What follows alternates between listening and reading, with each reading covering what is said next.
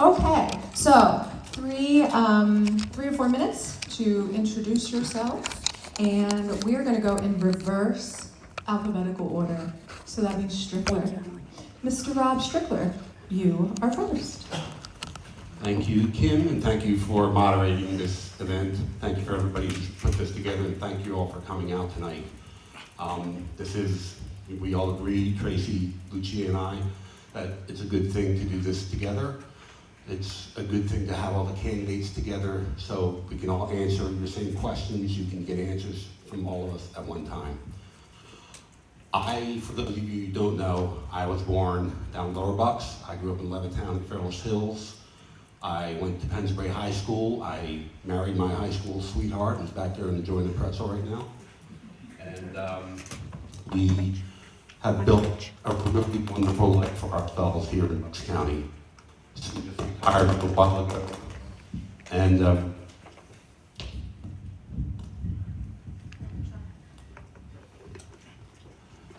Sue retired a year ago, and it's been great. I'm semi-retired, which kind of enables me to do something like this.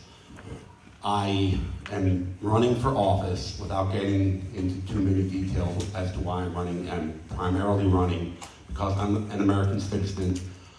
I am concerned, that's putting it too mildly, I'm afraid for our democracy and our republic. You all know what's going on, I assume, no matter where you are on the spectrum, whether you like it or not. In my opinion, we are in danger of losing our democracy and our civil rights. You don't have to look much further than what happened to that woman in Minnesota. And I'm running in hopes of making things better for working class people. So much so that they will never again turn to a race-baiting demagogue like Donald Trump. I think in large part, that's why he got elected. He was able to demonize immigrants instead of billionaires and corporations that were controlling Congress, buying themselves congressmen and presidents and getting the policies that they want without caring about what regular working people in Pennsylvania's 1st District want and need in America at large. If we just follow the Constitution, that will make, I'm fumbling for words, I'm sorry. That will ensure that everybody enjoys the blessings of liberty and the general welfare.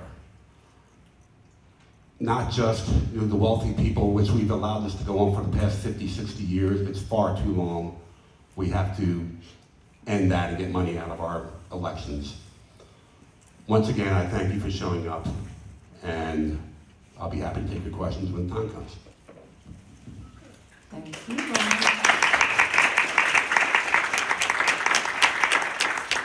Ms. Lucia Simonelli. Hello, everyone, and to echo Rob, thank you for coming out. It takes a village to put this on, so thank you for everyone who has helped. And thank you to Rob and Tracy, who have really shown what it means that you can be both supportive and competitive, and this can be a very healthy primary. I want to start with the idea of patriotism. Patriotism in the United States is something that is often presented as a given or an expectation. It's something that I've struggled with. Because what is patriotism when your country continues to commodify the human right that is healthcare?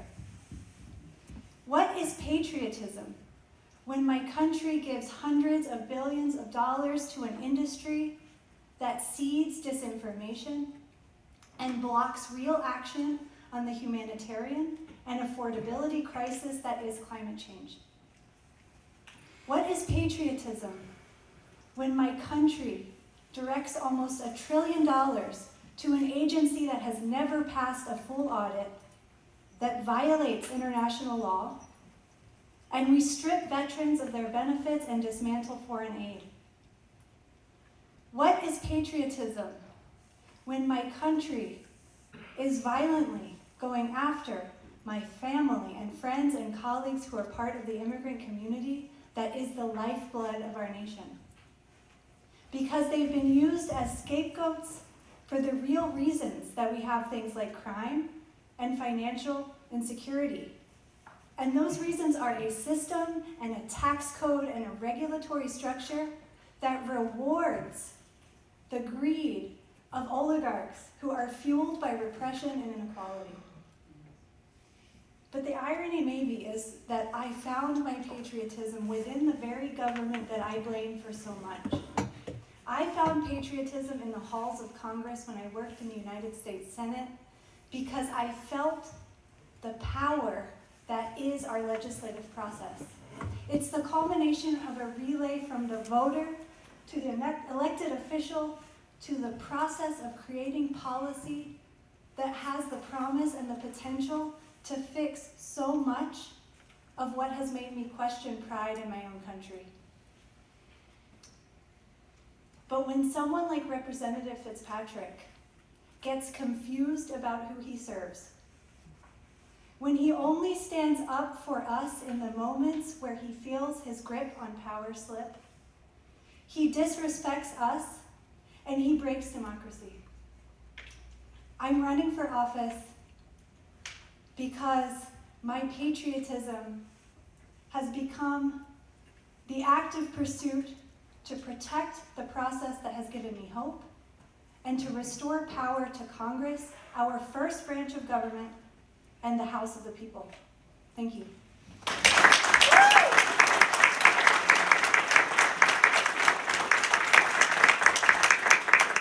Mr. Tracy Hunt. Good evening, everybody. Thanks for having the three of us here and for coming out, as Kim mentioned. So my name's Tracy Hunt. I have been living in Bucks County for about 30 years now. I'm originally from North Carolina, but I met my wife in school, and she was from Bucks County, and I found myself living here. So it's a beautiful community. I've lived here for 30 years between Doylestown and New Hope.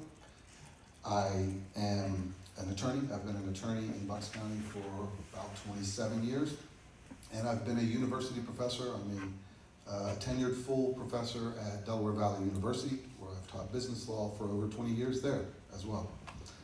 I'm a member of the United Way of Bucks County Board of Directors, and a combination of being on that board and watching sort of what's been transpiring, arguably for the last 10 years, but certainly since January of this year. I did a lot of soul searching in terms of, is there something I can do? Have I developed skill sets or anything that can help this situation? And so, in doing that, I touched on my upbringing. As I said, I grew up in North Carolina. My father was a command sergeant major in the 82nd Airborne. He was 30 years in the Army.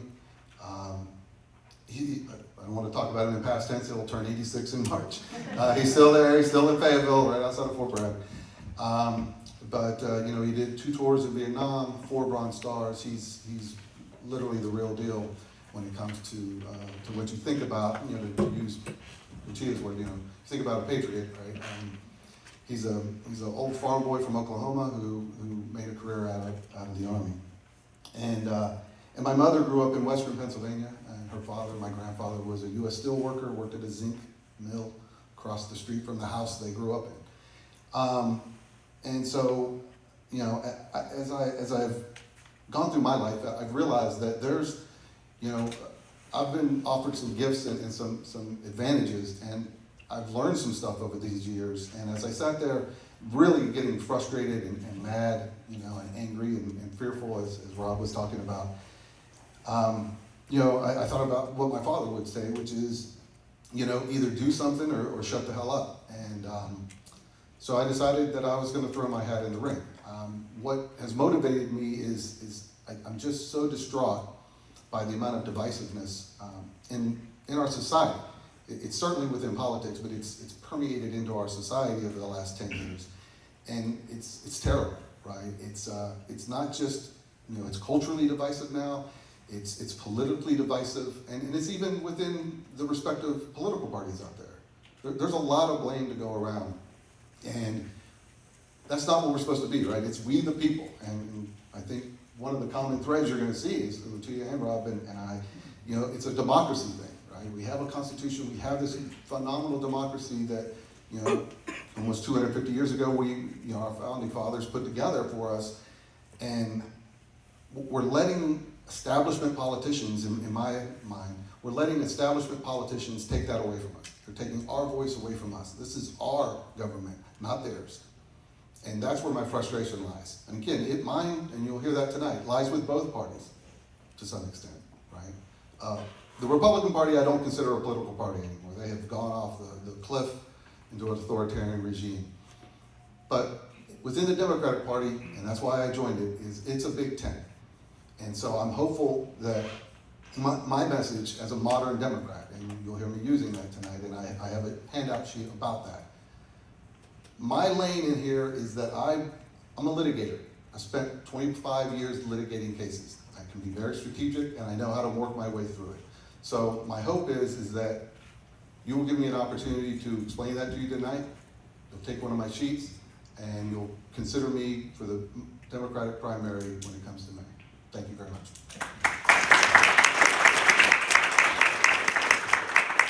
Thank you, Tracy. All right, we're going to get to our questions. I have a list of people who have signed up. If you have not signed up, that is perfectly fine. We'll get through this list, and then we will open the mic to those who have signed up. I will call you up in the order in which you have signed up. And the first question, we're going to do round robin, is actually going to go back to Tracy. So the question is from Paul, and it is regarding electability.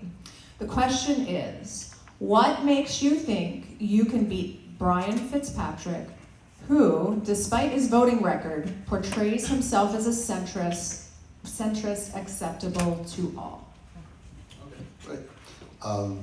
Thank you, Paul. And actually that fits right into where I was wrapping up at. Some of you know this, some of you do not. I was a registered Republican. I've changed parties. I said why I did. Looking at this strategically, which is how I've looked at this before I've gotten into it. I've done a lot of due diligence before I threw my hat in the ring here.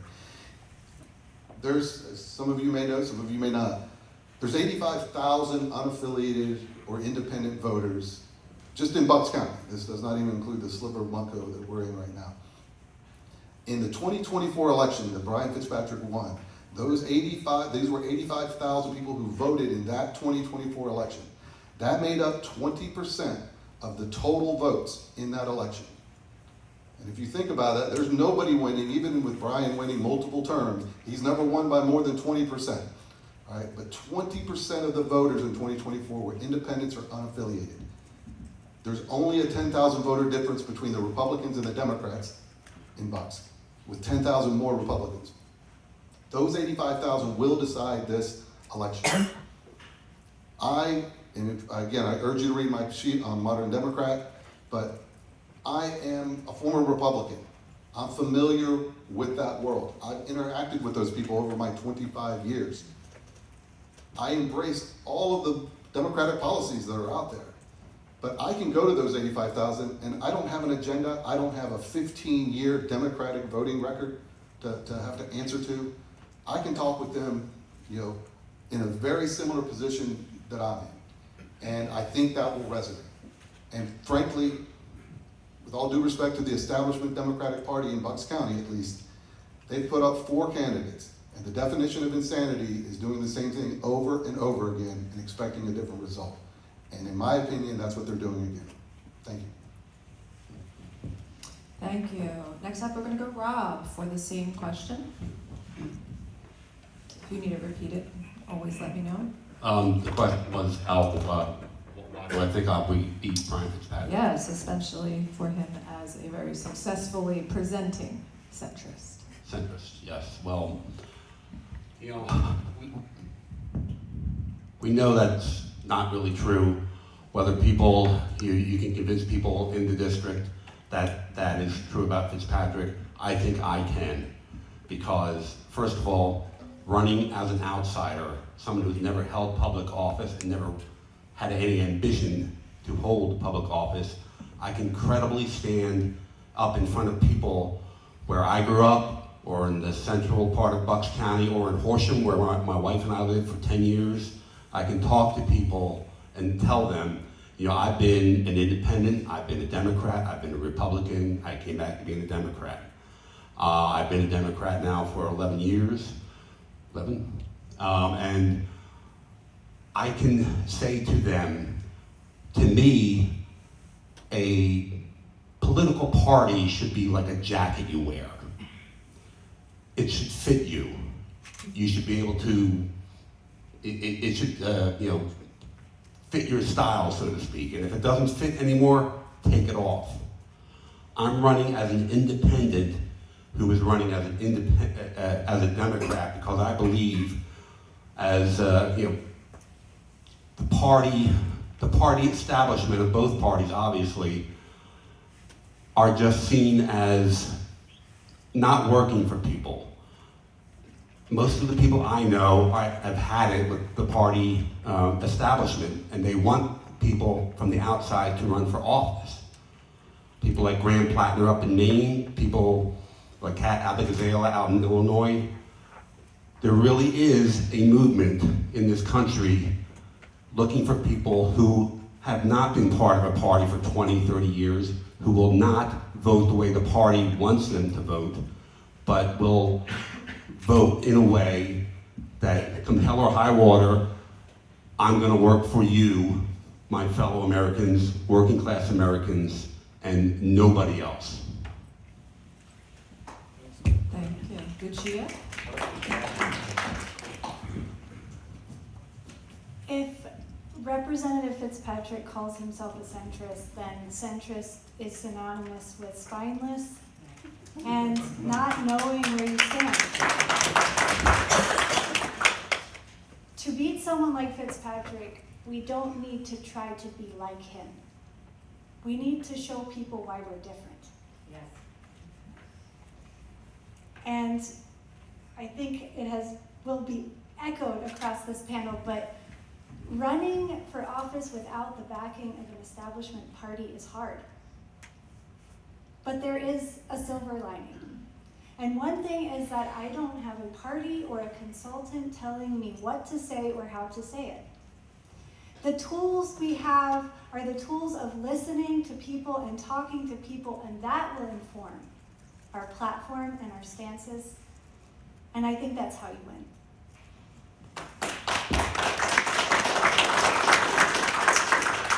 Thank you, Lucia. Next on the list with a question about the economy is Mr. Wes Combs. Okay, I am Wes Combs, and I'm speaking as a progressive independent Democrat of Bucks County. I have 3 points that I would like to ask each of you to speak to tonight. And the first one is, in the past election cycles, Democrats have engaged in what has been known as the circular firing squad, vicious attacks on others that alienate and deactivate voters.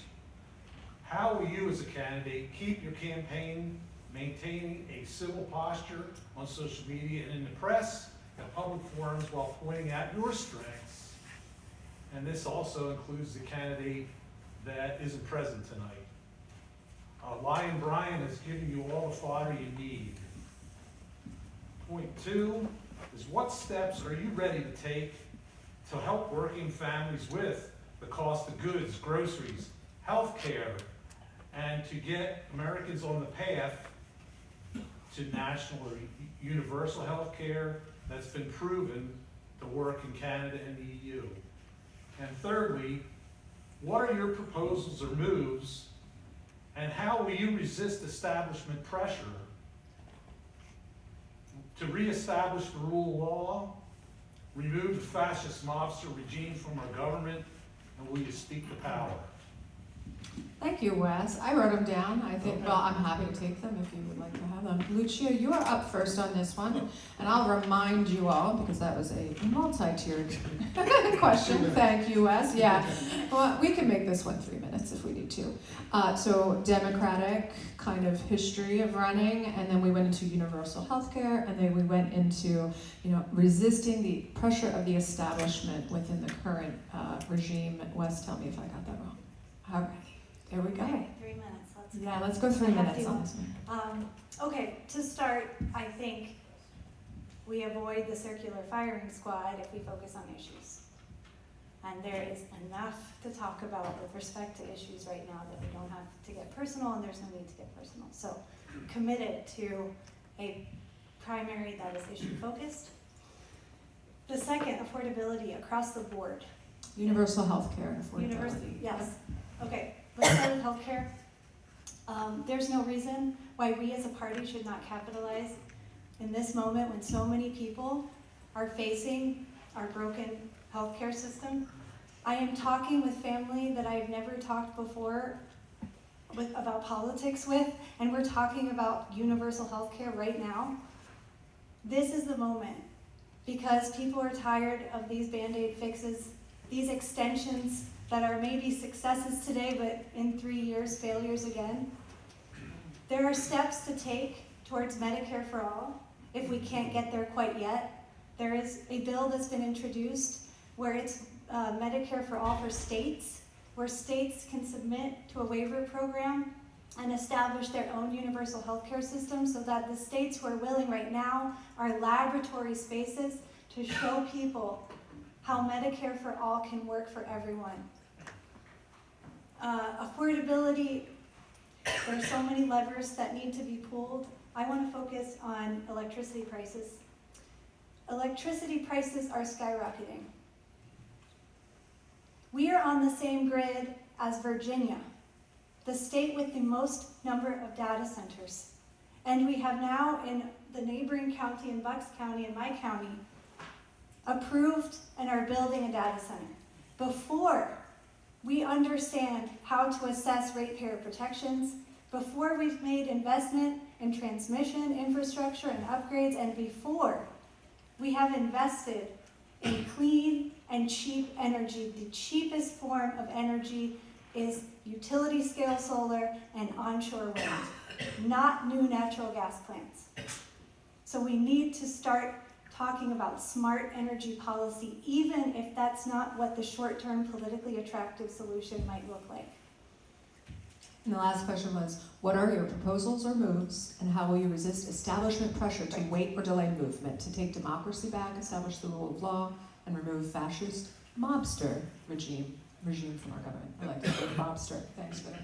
Yes, thanks. It's a great phrase. I mean, I'm a mathematician by training. I'm trained to be objective. I'm trained to be a problem solver and a critical thinker. I have to think for myself, and I'm not running with party backing. So I commit to making decisions based on my value system and according to the wise community that I surround myself by. Sorry, thank you. No need to apologize, just trying to give you the high sign. Okay, next up we will have Tracy. All right. In an effort to sort of streamline this and get through my 3 minutes, I'm going to combine a little bit of this with the first question, I think, which was about the circular firing squad, and maybe the last, which deals with standing up to establishment pressure within the regime if you are elected. right. Well, there was some affordability stuff in there too. Right? Affordability was in the middle of Okay. this sandwich. So I'll put this answer out there, and then we'll see how many other parts I answered. So my view of this is that the role that we're running for here is lawmaker, right? Call them House of Representatives, members of Congress, but at the heart, it's lawmaking, right? That is the legislative branch's role. In my capacity over the last 27 years, I've represented a number of townships throughout Bucks County, and I have written their statutes and ordinances and regulations. I've interpreted them for them. I've litigated them for them. I've told them they can't do this unless they want to get sued. You know, I've done all of those types of things. So I'm familiar with the role of what lawmaking is about. I believe that is a huge part of both the first answer, which is I intend to talk about the ideas that I have. What, you know, and again, I'll point to that Modern Democrat page, what I intend to do and how I believe you can push back on the Republican regime in terms of the way they have been operating. it's really kind of stunning how they've operated. I'm not admiring it in any way, but it's been somewhat effective. It has been shock and awe that they have jammed it through. So I believe lawmaking is the answer to that. As for the campaign, I will say this. I would have no desire to do that. I intend to talk about what I can do as a lawmaker and what I would propose as a lawmaker. That being said, I am the son of a command sergeant major and I will defend myself. So if there are attacks coming, I cannot promise that I will not respond. With regards to fascism, I would probably echo some of what Lucia is talking about. I'm a fiercely independent person. I've had to represent clients over the years. I've gone into situations where it was an unpopular situation. I do not relent. If I have a mission, I get that mission done. And so I can tell you one of my campaign promises that I've like etched in stone already is that if a 800-page omnibus bill hits my desk with 72 hours to vote on it, I don't care who's bringing it in the door, it's a no. It will be a no no matter who brings it. If King Jeffries brings it, it's a no, right? If Frederick Muhlenberg, the original Speaker of the House in Congress, comes up, it's a no. So I'm not going down that road. I won't go to that. As for affordability, I believe the lawmaker role plays a role in that as well. I would support, first of all, increasing the federal income tax. Increasing the federal minimum wage. Right? It is woefully low, which by the way, not that this role has anything to do with Pennsylvania necessarily, but Pennsylvania's is woefully low. It's embarrassing.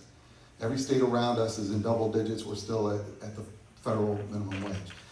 I believe attacking healthcare premiums and making insurance healthcare companies responsible will help lower cost as well. There's a number of ways to try to make things a little bit more affordable. They're not going to just lower prices by themselves. You're going to have to motivate people to do it. Thank you. I have a feeling we'll be hearing about economy again. So Rob, this question from Wes is up to you. Do you need a refresher? I do need a refresher. Democratic circular firing squads. How are we going to avoid that during the primary? Affordability and healthcare is the second piece. And part 3 is, how are you going to resist any establishment pressure to maybe go with the flow instead of standing up for the people's rights and speaking truth to power, which I noticed you wrote on there. Well, I guess regarding the first question, in a fair primary, there would be no need to, point out, issues with another candidate or issues with the party. But I'm not going to get too much into detail, but this has just not been a fair primary, and I need to call these issues out when they happen.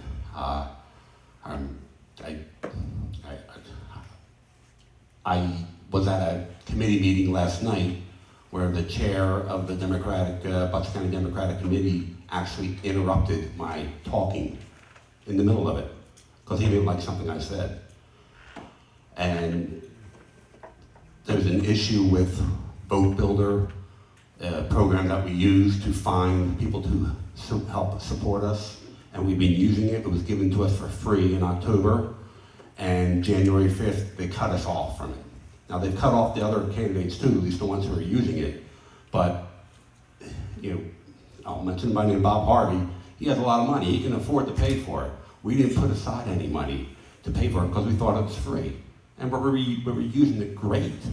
Last weekend, I should have been walking turf, knocking doors with volunteers who would help me gather data to help us with our voter outreach. And now we don't have that data unless we pay $6,000.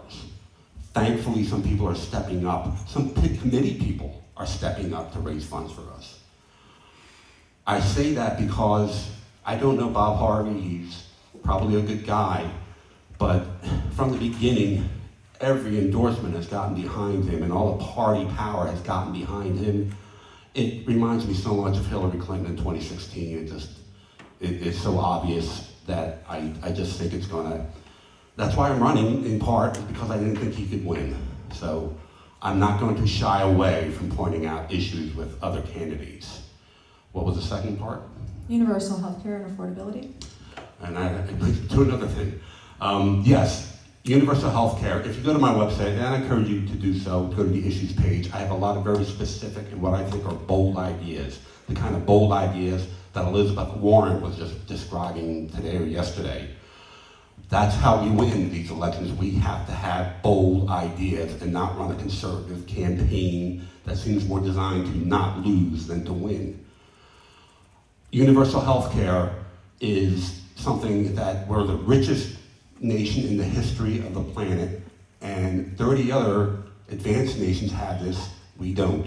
The reason is insurance companies and pharmaceutical companies, all those insurance, other, well-heeled interests don't want that. So they give massive amounts of money to people running for office, and they invest all this money in PACs and super PACs just to ensure that they get the policies that they want.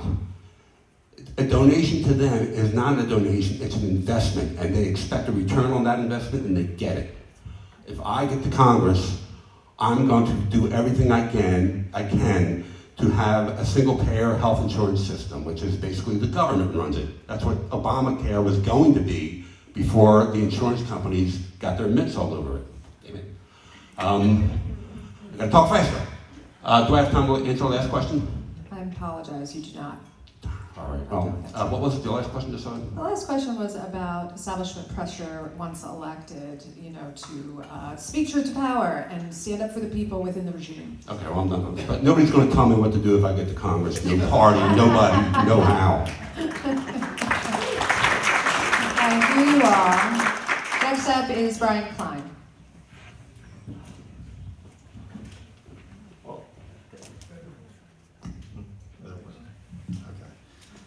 First of all, thank you to all the candidates for attending this very important forum tonight. It helps make Democratic voters, it gives us an informed decision we can make in the May primary.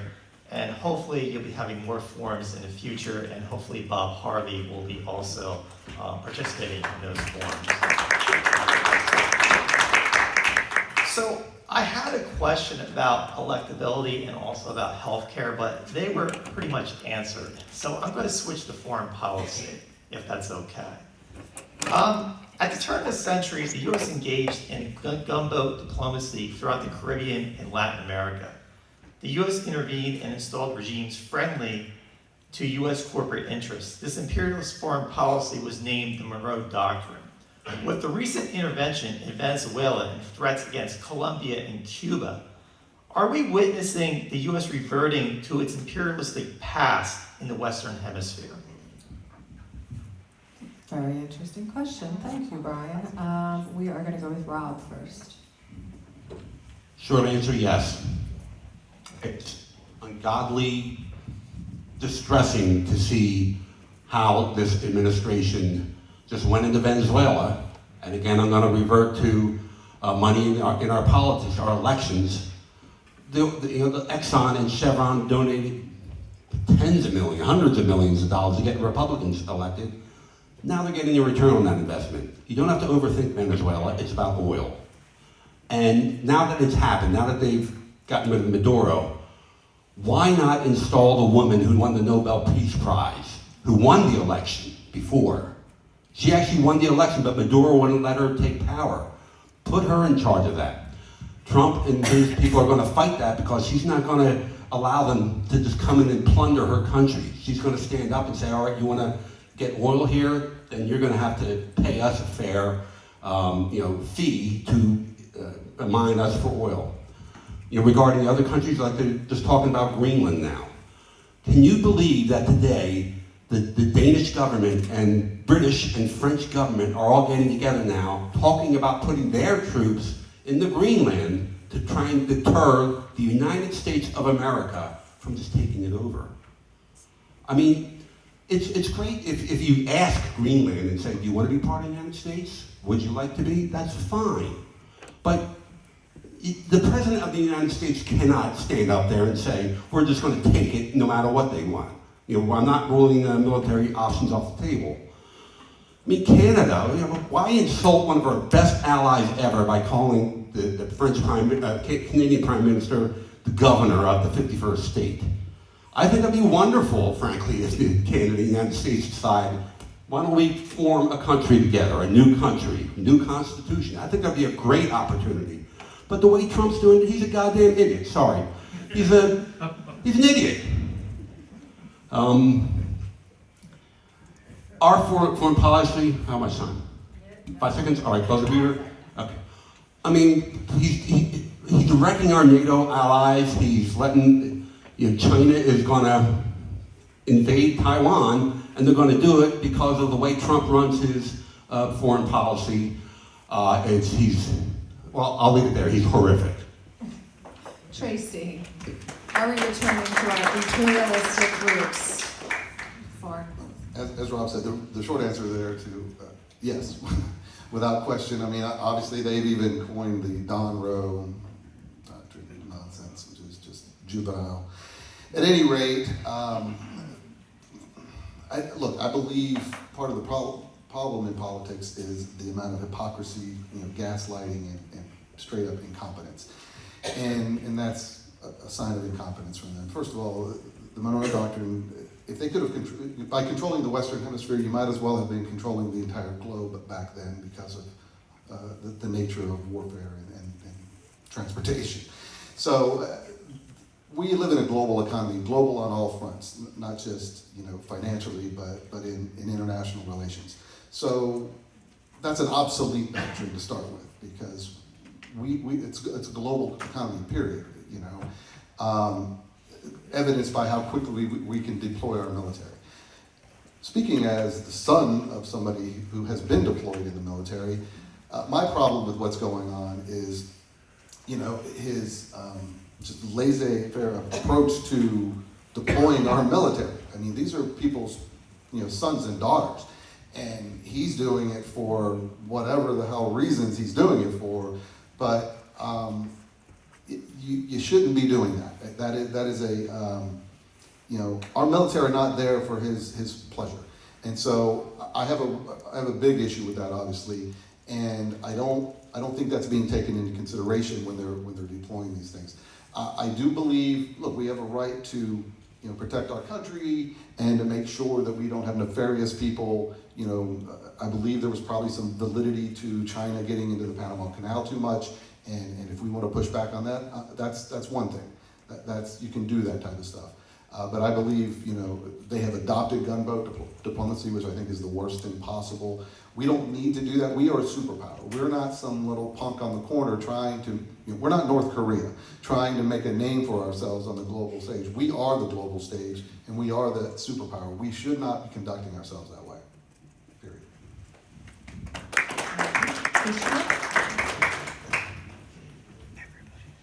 Thank you for asking that question because I think it's often underappreciated how much foreign policy Congress decides. Congress authorizes and funds the Department of Defense within the National Defense Authorization Act, which has passed every year for the past 65 years without any holdup. That can tell you where our priorities are. They also determine the direction of foreign policy, sanctions, weapons deals. Congress can block the trade or exportation of military equipment at any time up until delivery. Congress is the body that can declare war, and only Congress. So it's very important that we get to talk about foreign policy as candidates. Between the 40s and the 90s, the United States was behind over 60 regime changes.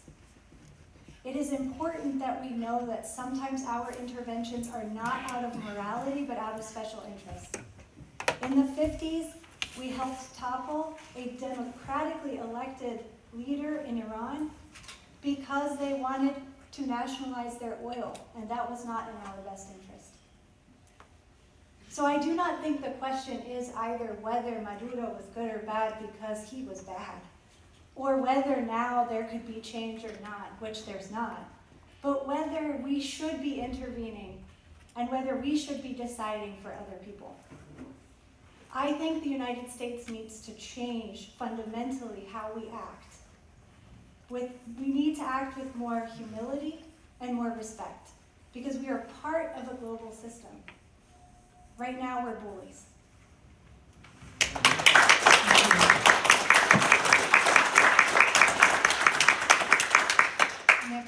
Brian Camp.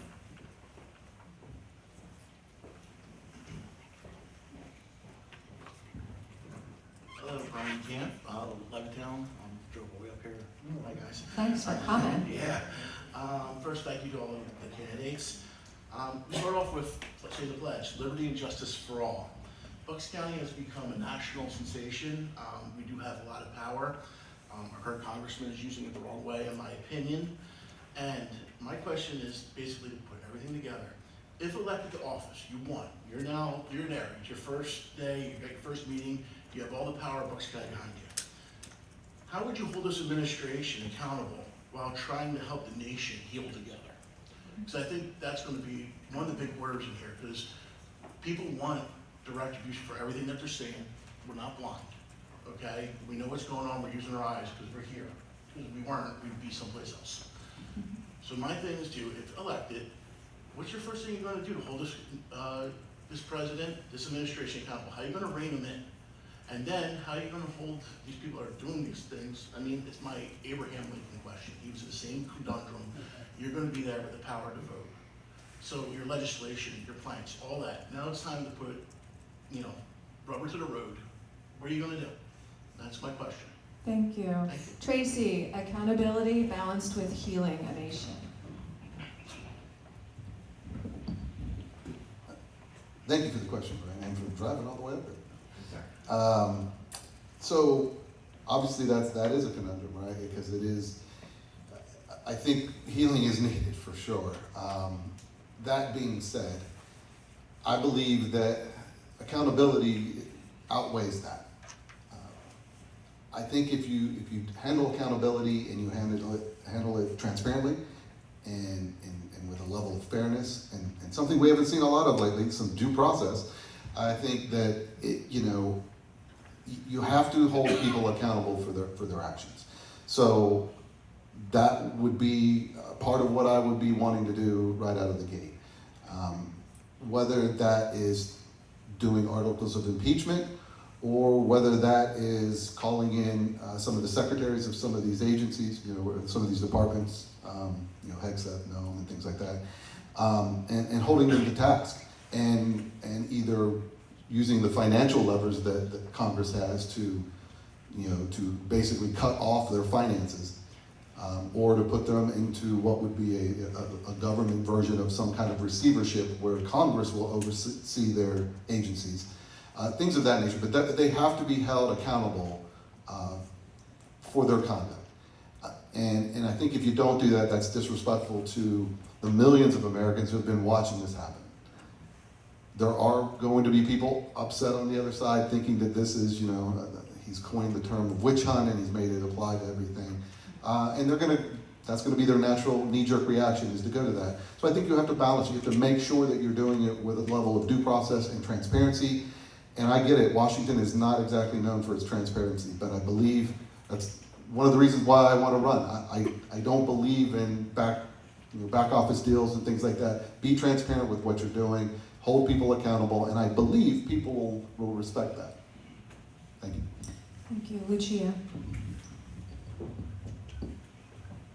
It's such a difficult question to balance healing and damage control. Thinking about the powers of Congress and the reality of the next 2 years, which will still be a Trump administration, I think two things come to mind in particular, legislatively. One is taking back the power of appropriations. We hold the power of the purse in the first branch. And a lot of the damage that has been done is by not putting funds where Congress told funds to go. Across agencies, this has affected people's lives. I have so many friends who have been fired in the scientific community. So one thing is appropriate funds to our important programs that help people and make sure the funds get used in the way that Congress says they should be used. That leads me to my second point, which is oversight. Congress has the power of oversight over the executive branch. So Congress people need to hold every agency accountable to make sure that it's following the law and doing what Congress has told it to do. The last thing I'll say is that it is, and this is hard for me to say because I am a rule follower generally, but it is the time right now that we need to break norms. We have to learn a little bit what the Republicans have done, because they have done a lot of things that we thought were not allowed, but they still did. And we're gonna have to do a little bit of that now to take our own power back.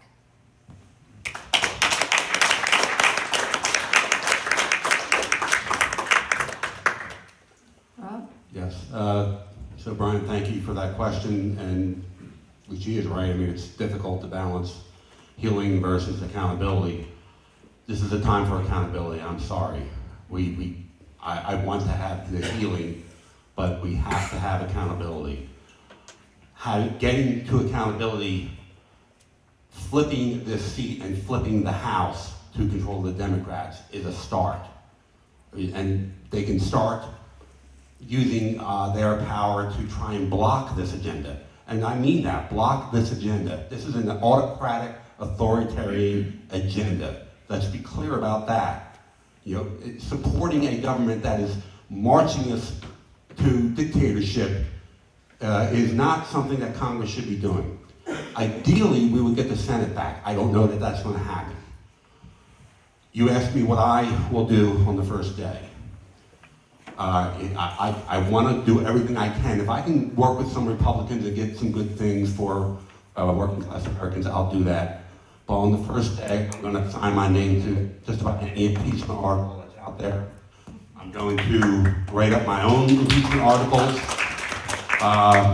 My understanding is a Senate trial for impeachment, there is no double jeopardy. So Trump can be impeached for J6, which is the one thing most of all I think he should be impeached for. I mean, Brian Fitzpatrick called that evening after he fled for his life and these officers defended him. That evening he said it was nothing short of a coup attempt and the president owns responsibility for that. If he should impeach a president for anything, it's a coup attempt. But you know, Fitzpatrick wouldn't vote to impeach Trump a week later. He wouldn't do that. And the thing is, if he had voted for impeachment, he was impeached by the Congress. It went over to the Senate real quick, and they, of course, blocked it. What Fitzpatrick should have done is stood up and said, hey, Senate, I voted for it to impeach him. Either you guys vote to convict this guy and also vote to let him never hold public office again, which they can do, or I'm not a Republican anymore. Because the Republican Party stands for nothing but Donald Trump. We all know that's true. So I want to heal, but we have to have accountability. Thank you, Rob. James Donnelly. How you guys doing? My name's James. I'm a content creator from Ben Salem. My only real question is posed to everyone here is, number one, why isn't Bob Harvey here tonight? And number two, do you also agree that in the primary process was not done correctly? It should be left to all of you. And would you agree that he is an entitled elitist? That's a tough question, man. Y'all want me to let you off the hook on that one or no? To get out of the weeds a little bit. I mean, I'd like to let you guys talk about this for sure. But I would like to note, as a Democratic chairperson, right? I am technically part of the Bucks County Democrats. I think I know enough to say that there is a process to run for any office, and that includes a primary petition process. That process this year starts on February 17th and runs through March 10th. If those of you who aren't familiar, you are allowed to sign petitions for any candidate to be on the ballot in the primary. However, you may only sign for the number of positions that are open. So we only have one position open for Congress here. You may sign for one primary candidate. This was, I believe, one of the reasons the candidates wanted to get out early. Obviously, they are not the brand name, if you will, of the Democratic Party, and they do need assistance in getting the word out, getting signatures for their petitions to become formal candidates.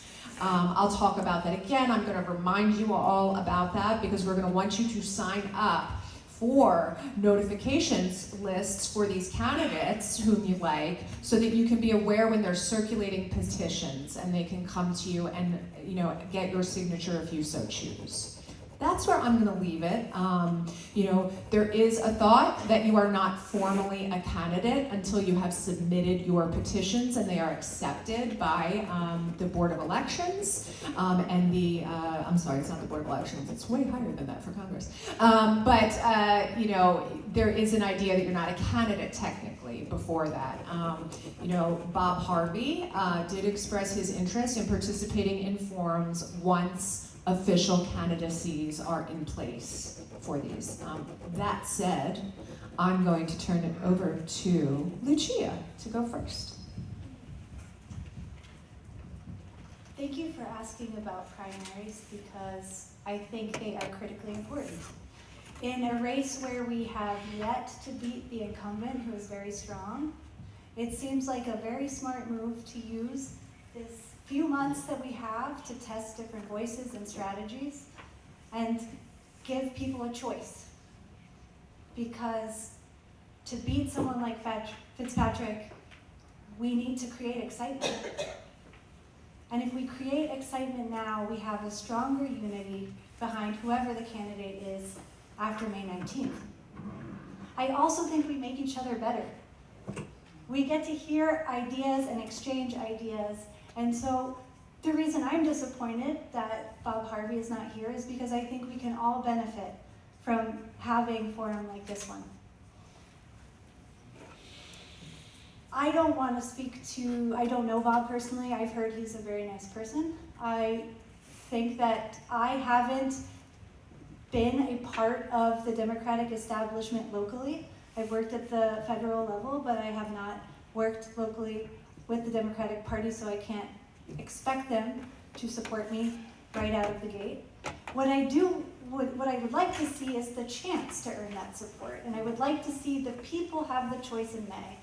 So one thing I would say that is a little odd to me in terms of the process is that the party endorses a candidate during the petition period. So before we know who's on the ballot, they endorse a candidate, and that's a little over 2 months before the actual primary happens. So I think I would just question the utility of that endorsement, and maybe given that we are facing kind of historic disillusionment in the Democratic Party, maybe this is a time that we embrace choice and we let people feel like they are truly part of the process, and let the people decide in May.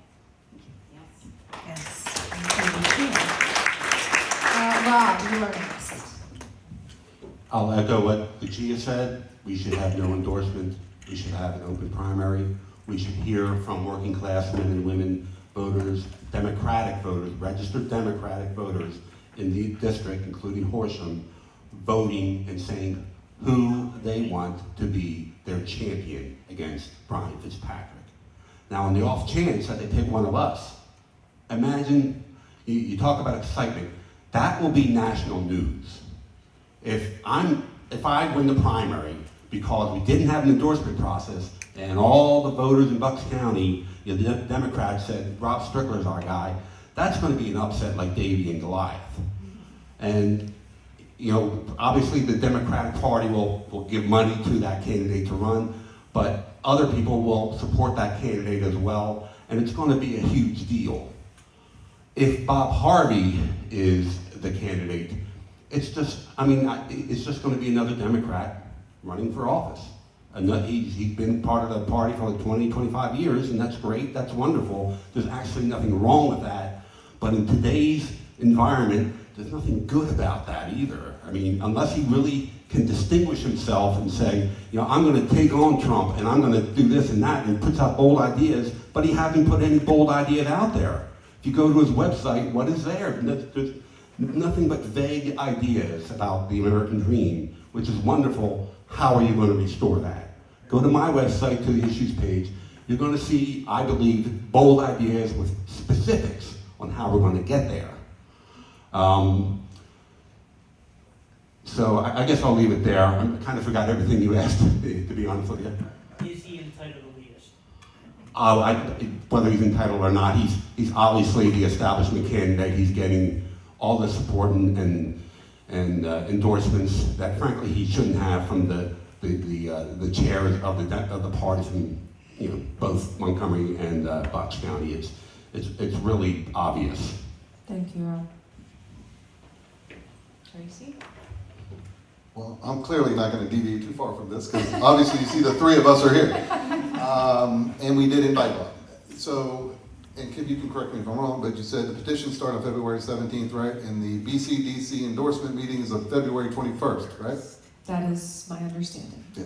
So the Bucks County Democratic Committee will endorse a candidate on February 21st. However, we can't start collecting petitions till February 17th and getting signatures. So you tell me. I'm not sure how open that's going to be. I know my campaign, as well as Rob and Lucia, have been reaching out to various local Democratic committees. And there's about 26 or so that we reached out to. I will tell you that about a third responded to me, to our campaign, and they've invited me. I will say that I reached out to them in anticipation of this event, because we had a flyer, which I'm sure many of you saw, and asked them if they would put it on their Facebook page. Almost all of them said they would. Honestly, very few of them did. That being said, they highly promoted Bob Harvey's town hall, which was last Thursday on the 8th. He had a town hall, which I wasn't invited. I don't know if these guys were invited. I know my campaign was not invited to his town hall in Middletown last Thursday. But it was highly promoted by the local Dem committees.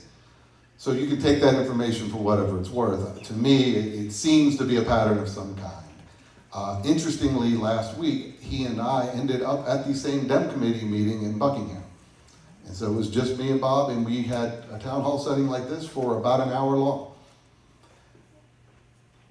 And Bob is going to run the campaign Bob wants to run, and he's going to run on his platform as being a county commissioner. I do feel like there's a thumb on the scale, to be totally candid and frank. I feel like there's a thumb on the scale from the establishment. And I'm not just picking necessarily on the BCDC about that. I believe the establishment Democrats, they are protecting their own, and they've circled the wagons. So. Thank you, Tracy. Next up for question, and apologies if I get the name wrong, Nick Burns. Nick Burns?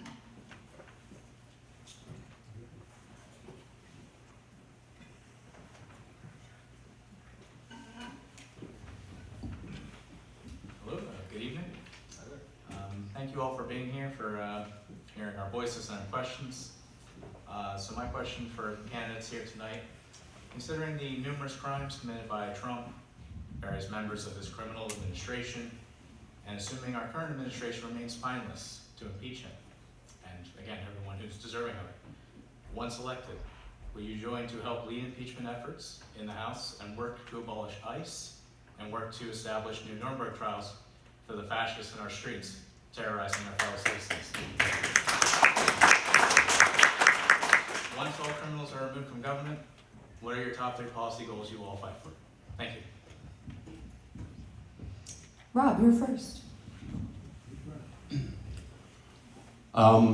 Yes, I think I said before, impeachment will be maybe the first order of business. When a president does things for which he should be impeached, we must impeach. That's what the founders intended. That's what James Madison intended. James Madison is known as the father of the Constitution for a reason, for all the things he did to develop it. I mean, James Madison actually had a conversation with somebody during the ratification process in Virginia for the Constitution about what if a president abuses his pardon power. Somebody was concerned about that and said, why should we give this pardon power to a president? It's like something you give a king. Madison said that the remedy for abusing the pardon power is impeachment. How abusive was Trump pardoning those 1,500 people who attacked police officers? I mean, that is so deserving of impeachment in a long list of things he should be impeached for. Regarding criminal actions. I mean, we'll have to deal with that idiotic Supreme Court ruling about presidential immunity for so-called official acts. But yeah, anybody, especially people in government, who commit crimes while they're in government, they should be prosecuted for it, no doubt about it. We follow the Constitution. If we follow the Constitution, we're okay. You can amend the Constitution if it needs to be, but we would be so okay right now if during my lifetime, if we had just followed the Constitution.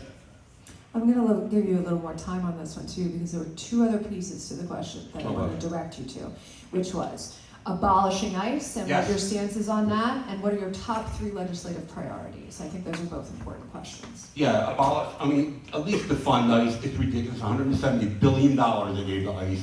What kind of health care could have been paid for? What kind of subsidies for health care could have been paid for with that? We're expanding this private army of thugs with masked and tactical gear going around to American cities and beating and killing American citizens. So yes, what was the second part? Top 3 legislative priorities. I want to get money completely out of our federal elections, totally, completely. You can go to my website and see a complete plan for that. But that involves overturning Citizens United, controlling how PAC money is spent, and no donations, no private money to candidate campaigns. Grants, government grants, for which people like us would have to qualify. So that way, we taxpayers we're the ones who they're accountable to, not Elon Musk, not corporations, nobody. They all get the same amount of money. If we can get that done, think about how fast we'll get universal health care done, or child care for all, or environmental protections, all the things we Democrats talk about for years and years and years and say we want. If we can get money out of our elections, I totally believe we're going to get there. Anything else? No? That's right. Thank you.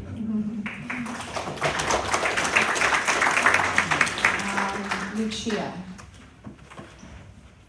I will remind you, impeachment, abolishing ICE, and top 3 legislative priorities. You're going to have 3.5 minutes because you had 3.5 minutes, sir. Thanks. Yes, I would support impeachment. I would support holding these rogues accountable for, in any way that we can. I think we have to be realistic about the situation of the next 2 years, which is that the Trump administration is in power. We will not have control over the Department of Justice, which we would need to fully implement a plan that you describe. But I think that if we take the House, at least there are steps that can be taken that are important to do. In terms of abolishing ICE, as Rob mentioned, they got a huge budget increase. And people who join ICE get many times more the average person's bonus. So I would take that money and I would put it into funding our asylum process. I would restore temporary protected status to make our immigration process work, to let people in that are vetted and that deserve to be here. Top 3 legislative priorities. 3, aspirational or pragmatic? What 3 legislative accomplishments are defining your campaign? Okay. What are you leading with? Okay. One is healthcare. This is the moment. So many people are feeling the consequences of the system we have. Now is the moment to engage people in conversation. Now is the time to talk about Medicare for all. I really think we should be the party leading on that, and I think we can get something done. The second is we need to put back in place the things that the infrastructure bill and the IRA had for green energy and green industrial processes. This is a domestic competitiveness issue. We need to bring back manufacturing, and we need to do it in a clean way because that makes us an economic leader and that makes the cost of goods affordable. So that is definitely a priority for me. And the third, I'm going to go out on a limb here, but what is important to me is science, because I think science underpins a lot of things that we talk about, and it is being cut out across the government. One place that it actually got cut out in the mid-90s was in Congress. Congress used to have a little agency that was nonpartisan, neutral, full of scientists and people that were informed about technology to help Congress people prepare for things like a pandemic or AI. In the absence of that, Congress people now rely on lobbyists to inform their decisions, so I would restore the scientific and technical capacity to Congress so that we have an informed policy-making body to protect us and make sure that we're regulating things appropriately. Thank you, Lucia. Tracy?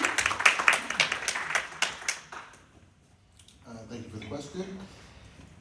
With regards to impeachment, I actually, just in the last week, have been asked to and have joined a grassroots movement. Some of you may have heard of it. It's called Citizens Impeachment.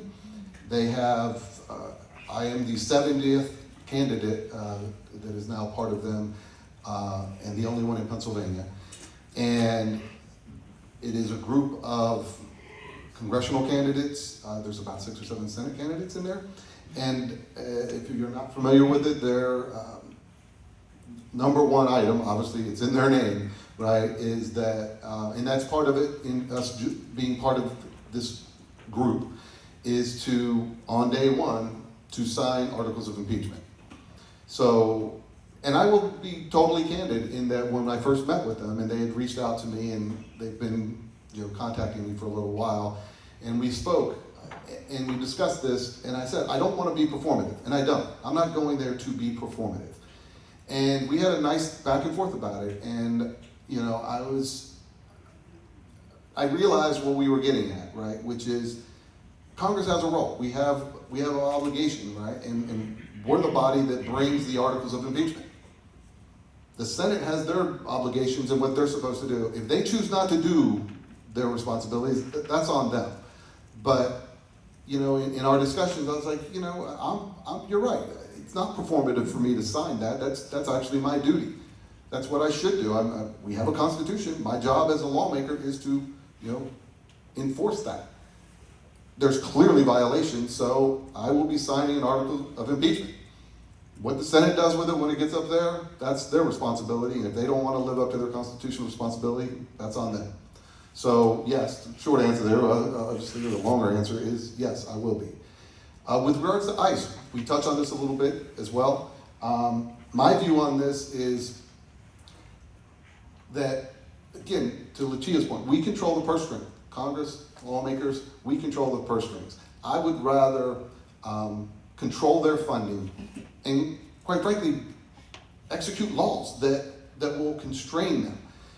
You have to be able to pass this. Me wanting to do it is fine, but it has to pass.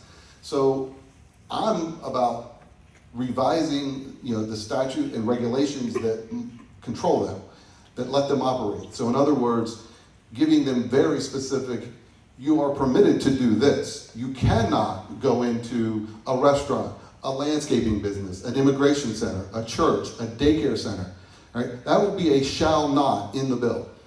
You can't do it. And if you do it, here are the penalties, which would include the secretary of the DHS having to report to Congress and potentially have oversight over their decisions going forward if they violate it. But you can legislate them into compliance. And that would be my objective, is to legislate ICE into compliance, into being decent, law enforcement that do things the way they're supposed to. One of those things in the statute, no covering your face, right? Cannot have your face covered. We control the law on that. So I would want to control the law on that and make them comply with us. The beauty in that approach is that, one, it can get widespread support so you can actually get that bill passed. Because think about it, even the Republican's gonna have to say, in order to vote against that bill, we'll have to say, no, I want to go into a daycare and take people out. I want to go into a restaurant and drag these people out to the back of that restaurant. I want to show up at an immigration center where somebody's trying to become a U.S. citizen and drag them out of there. If they can say that publicly and still get reelected, I'm not sure what district they're from, but I don't want to be anywhere near it. So that is my position with regards to abolishing ICE or not. That would be my approach to it. It's slightly different, but that's how I would approach it as a lawmaker. We need a rapid I'm fire sorry. from you, Tracy, on your top three My top three? legislative. Okay, speed round. Top three. Healthcare, reproductive rights, and veterans' rights. Those would be my top three. Thank you. Ms. Laura Foster.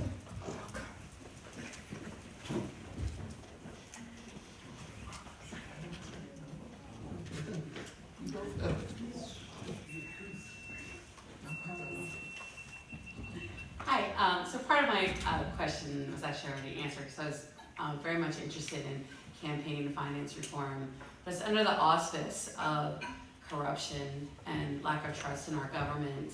You know, I see the break in trust, and I see the high levels of corruption as perhaps the most difficult thing for our government to overcome in the upcoming years, if not decades. You know, having worked a little bit in developing countries, when there was a corrupt government, that trust and reestablishment of judicial process, you know, of engaging in legislative actions that don't feel like that they're surreptitious, just gets blown out the door. So I'm curious where each of you stand on trying to address the high levels of corruption in our government, and specifically around campaign finance reform. Like, how are you going to ensure, like, what specific steps are you going to take so that the quid pro quo with big money is not what is being used to dictate how our government is run, and what you're doing with your own specific campaigns to make sure that you're transparent about what money is coming into your pockets. Thank you. Thank you, Laura. Tracy, this one boomerangs right back to you. All right. So there is a lot of corruption, and it has been really disheartening, to say the least. And I also agree with you in that this has been, and I don't mean this as a compliment, this has been one of the most consequential administrations, all for bad reasons, but it is very consequential. Some of this will take decades to recover from. There is so much institutional memory and history that has just been wiped out purposefully, and that's going to take a lot of work. With regards to, you know, how do you get some of the big money out of things, because that's what keeps a lot of these politicians in there and this establishment moving around. I believe one is campaign finance reform, and I would propose a number of measures on that in terms of, and again, you have to keep that in mind with Citizens United, because that's sitting there as this big, really big, onerous thing that, again, not to be like a broken record, but the office that we're running for is lawmaker. And the Supreme Court's role is to interpret our law. I don't agree with how they interpreted Citizens United, but that was, they twisted themselves up and that was the reasoning they used. Again, the benefit that the lawmaker has is, okay, I know what that blueprint is now, so let me propose legislation that will close down these loopholes that you've used in Citizens United to allow all this dark money and big PAC money to come in. I think that's one of the best ways to do that, because all the Supreme Court's allowed to do is interpret the law as written. If you make it abundantly clear and black and white, it limits their ability to bastardize it like they did with Citizens United. So I believe that is a big weapon that we would have in our toolbox. And Tracy, how are you ensuring transparency and going about fundraising in your own campaign? Well, not to make light of it, but since the establishment party is, trying to suck up all the money, that's one way we've been able to limit our fundraising. Nothing but small donors. So at any rate, all kidding aside, we've pledged that in our literature, not taking corporate PAC money, knowing where the money's coming from. I can say that based on where we're at in our fundraising and what we've raised, it's all been small dollar individual donors. We have had people who have maxed out and things like that with the threshold of $3,500, but they came from individuals. that we knew or somebody in our campaign was aware of. We don't have any anonymous numbers coming in, and I would like to keep it that way. And as far as I'm concerned, as far as we move forward, it'll always be that way. Thank you, Tracy. Rob, we're going to get you up next. So the question was about campaign financing. Corruption and campaign finance reform, campaigning and fundraising, transparency in your own campaign. Well, I did, already talk about my view on private money in our elections. If you remember one thing from me tonight, remember that. That is, that money is the root of all evil that's poisoning our government against you and every tax-paying American, ensuring that you are not getting the benefit of the government that you deserve to get. Corruption in government, well, really, you don't have to look any further than Trump.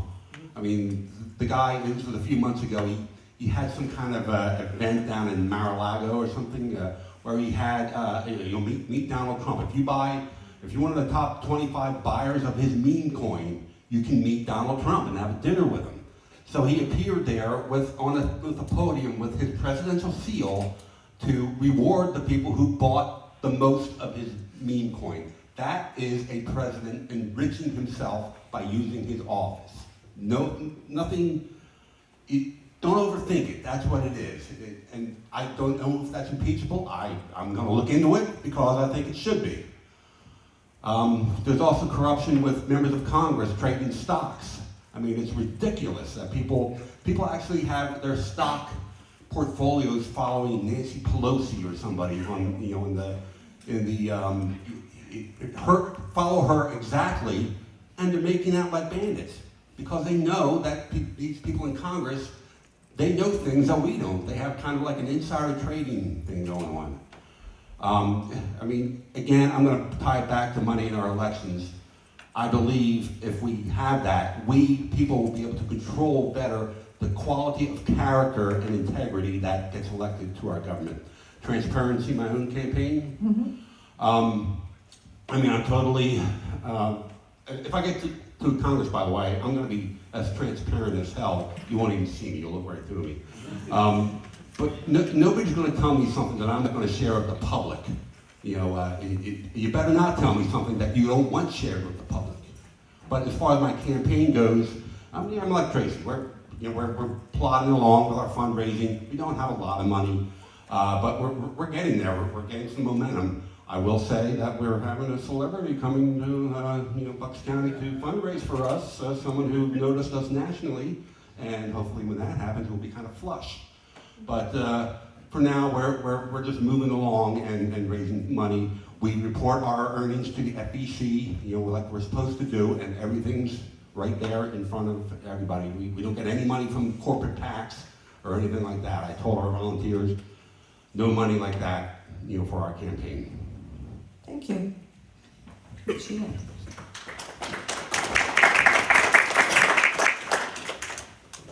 Thanks for bringing up the ban on congressional stock trading. That is a bill that Representative Fitzpatrick has sponsored, but has never put his political capital behind. But something that I think we would fight for. No corporate PAC money, no APAC money, no excuses. Full transparency right now. Yeah, we also plodding along, individual donations.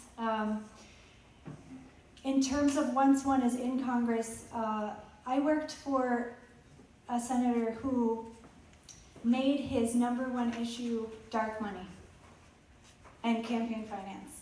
And he tied it into where we are now with the Supreme Court. He tied it into where we are now with climate change and many other issues that we can't make progress on because of the tentacles of dark money and the power that it has.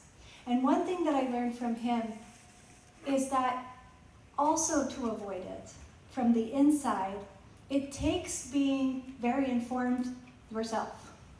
It takes being curious and knowing and wanting to know what the legislation is that you're making and the information that's required to make decisions. And I admire him so much for that because he was just the most knowledgeable person that would be sending articles in the middle of the night because he was reading and reading to make sure that he was up to date to make the decision. So I think emulating that is really important for a policymaker. Some Congress people are staff-driven. They don't really make their decisions. They're not as informed about the process. They kind of just go along with it. So I think that's a really important thing. The last thing I would note is the average wealth of a congressperson is above $1 million. That is not representative democracy. So I come from a working family. My family lived for a time without health insurance. I know the fear that financial instability and the stress that it causes on families. I think more people that know the reality of the average person holding office and holding power would be very important as well. Thank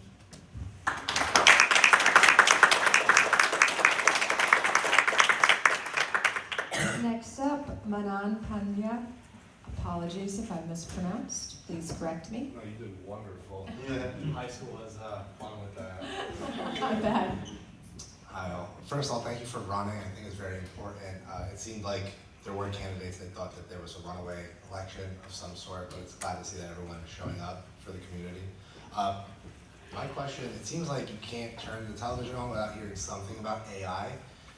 And outside of affecting my job as a creative, I'm more curious in terms of all these data centers and just how that's going to affect our electricity bill, our daily engagement in terms of whether that's Pico or whatever that looks like. How do we ensure clean energy / some sort of protection for working families and non-AI companies? Excellent. That's going to go to Lucia first. And I don't want to steal any thunder, but for those who don't know, there is an Amazon $20 billion investment into Pennsylvania for AI and what are called innovation campuses, to start everybody off on the same thing, to develop cloud computing and AI infrastructure. And I'll take it from there, and if we need to fill in any blanks, we will. Thank you for that question. Data centers are front and center these days for important reasons. You did ask about regulating AI particularly, but I just want to say it's important. It's important because we also need to let our workforce catch up to what the future job landscape looks like. So regulation is critical. Privacy is critical. In terms of the data centers, we have one now coming to Bucks County.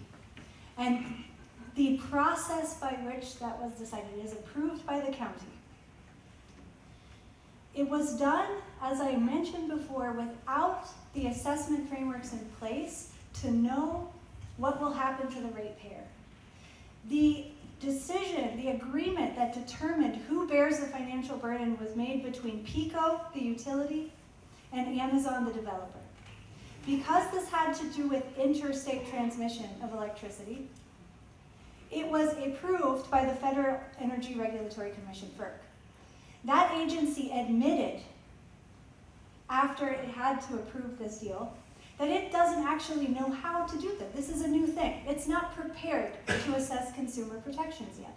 So I would say, let's put a little pause on this and figure out how to do it so that our electricity bills don't bear the burden.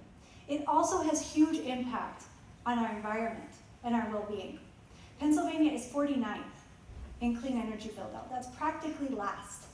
We've pulled out of RGGI, the regional cap and trade program that regulated greenhouse gases. So now we are faced with more fracking and more natural gas. It's all the wrong order. We have to put the things in place first that enable data centers to come online in a responsible way for our communities. Even if that means we are giving up a short-term economic bump that might be very politically attractive. Yeah, I think I'll leave it there.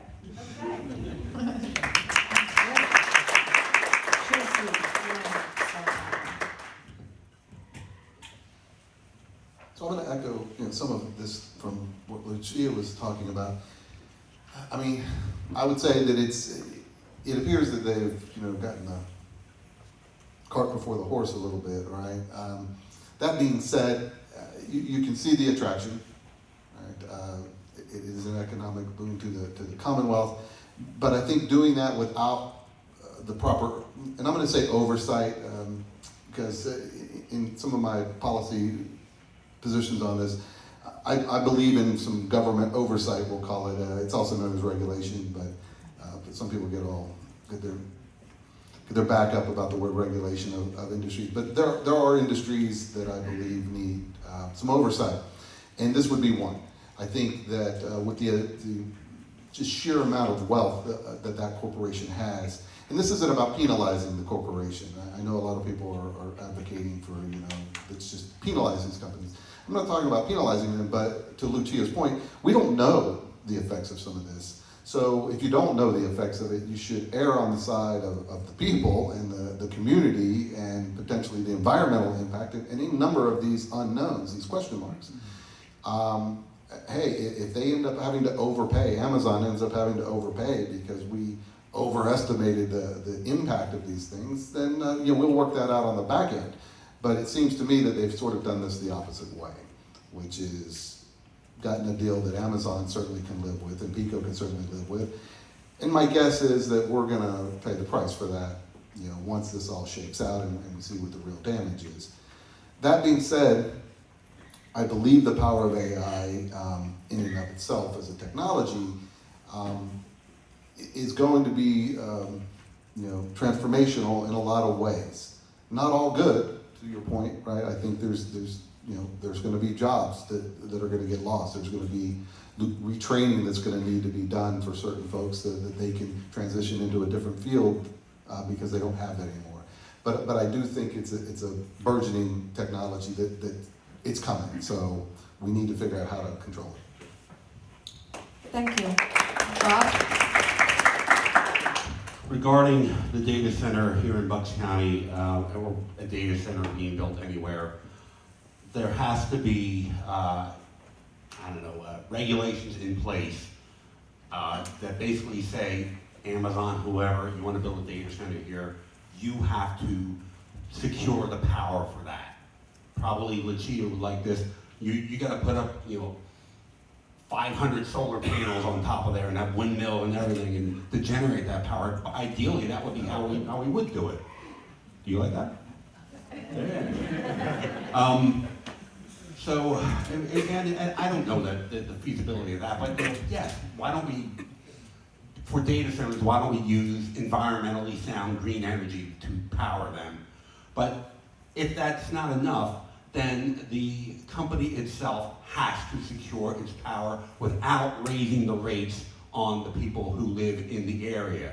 As Tracy said, Pico and Amazon like this deal. We'll see how it works out for the people who live in the area. No, that's got to happen first, right? We've got to start making that happen first. Regarding AI in general, I think Lucia or Tracy touched on it. I am very concerned about AI. I think it's a wonderful technology. I use it myself. But I am concerned that, people are going to lose jobs over this, and I'm not sure how we handle that as a country. People once said of Wayne Gretzky, why are you so great? And he said, well, I skate to where the puck's going to be, not where the puck is. But you got to start thinking about where the puck's going to be with AI, right? The Industrial Revolution transformed the United States from agriculture to working in factories and such. People got jobs. They lost their jobs in agriculture, they moved to that. And then you had computers and such. People moved from working in factories to maybe working with computers. I don't know with AI if there's going to be enough jobs now for people to cover this. We may finally have come to a point where we have to start thinking about things like that. People have proposed universal income or things like that. And I just think in terms of, if people lose their jobs, who's going to buy the products produced by the companies using this AI? It just is not sustainable. And with that, I have to use the restroom, so I'll be right back. Continue. We are at the end of the questions that were submitted. Thank you all so very much. I hope this was informative. I want to open the mic, of course, but if everybody wants to stand up, take a little stretch, just a quick 2-minute break. We're going to proceed with any open mic questions. I have some filler questions that have not been addressed that I would like to ask, and then we will wrap it up around 8:15. We will have a little bit of a candidate time if you want to see the candidates afterward and talk directly. Sign up for their lists. We are going to meet back here in 2 minutes. I know that's a little too fast, but we'll see. We'll get everybody back in.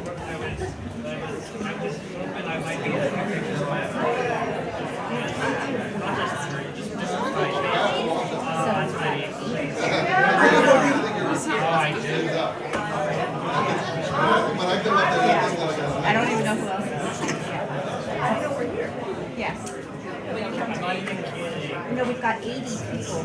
Oh, I thought you meant there were 8 people here that were watching. I will get some data out. We'll find out how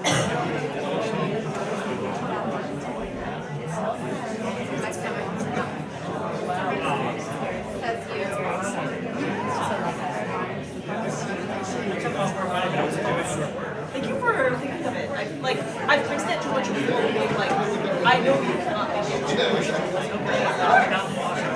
Especially people who are like in Philly. Yes.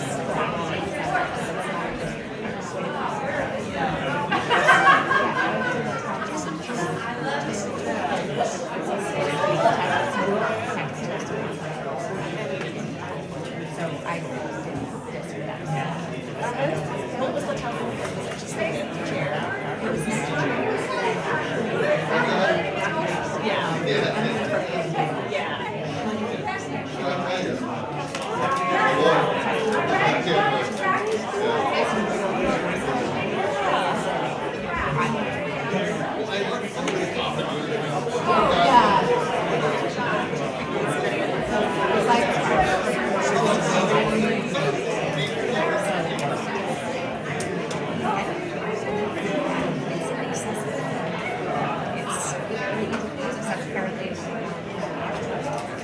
So I didn't think that would happen.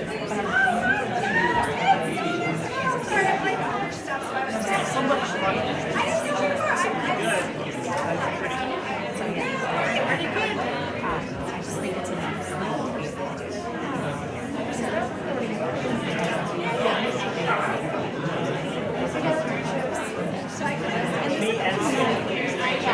I was like trying to back to someone being like, because I couldn't do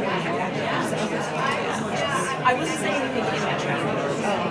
People were saying, yes, people were saying things in the chat.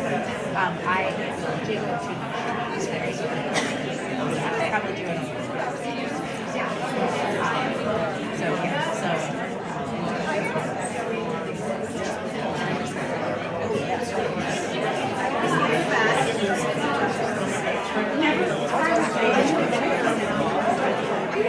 I remember that one. When I literally eating the jar tonight, and I was like, I don't need to make a dinner.